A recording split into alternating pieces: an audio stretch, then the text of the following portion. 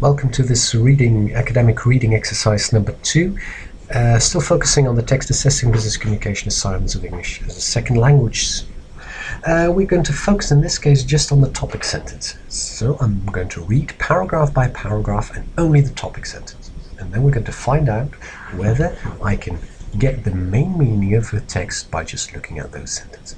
Let's start. Assessing assignments in business communication remains an important component of teaching and learning.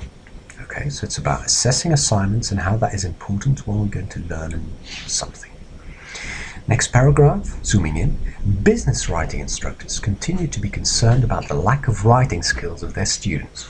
So seemingly we're going to focus on business writing and how the writing skills of their students are not sufficient.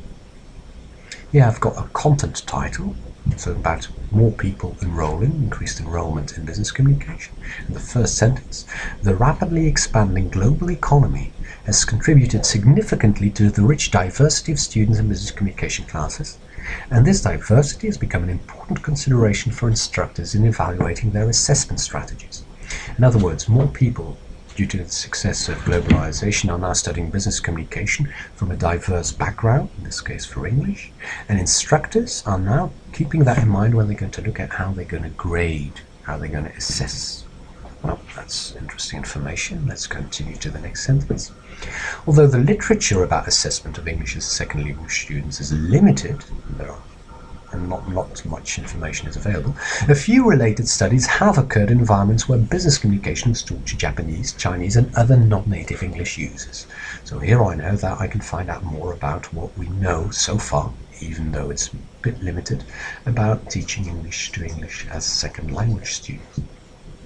Quite naturally, border states to the United States tend to have a relatively high population of ESL students.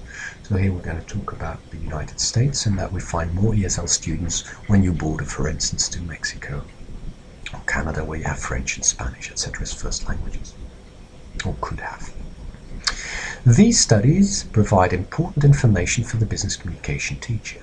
So I know that we've looked at information, the limited information that there was about teaching to English second language students, and here we're going to kind of seemingly conclude that by saying that, well, in these studies mentioned before, there is important information to be found.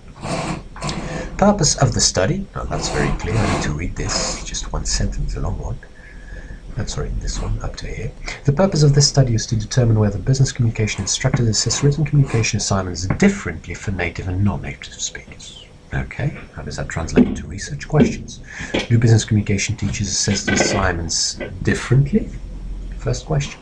And secondly, do the gender and age of the instructor and number of years that they're teaching have an influence on the way that they're going to do that? Okay, so very clearly, we've got a context where more and more people are studying English from different backgrounds, and we want to try and find out whether teachers are going to grade those differently. Methodology then, how are we going to measure that? We developed a questionnaire that was then reviewed by business communication teachers to determine its clarity and ease of completion.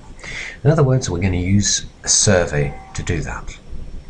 Next, survey respondents, okay, the people answering that survey, were asked to identify areas where their assessments of ESL students might differ from their assessments of students whose first language was English, okay? So we asked in that questionnaire whether there are any differences.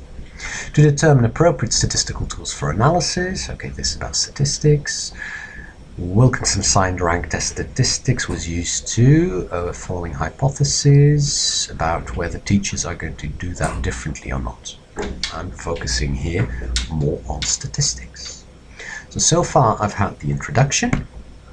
I know that it's about English second language students. Do teachers test them differently? I know that that is the purpose of the study. Now, we've operationalized 2 research questions and that we do it via a questionnaire, and that the questionnaire is going to be analyzed statistically. And then I see that I get to my next section, data analysis. In the next video, we're going to continue reading the topic sentences, and hopefully by the end of the paper we will know exactly what is in the paper by just reading those first sentences. I'll see you for the next video.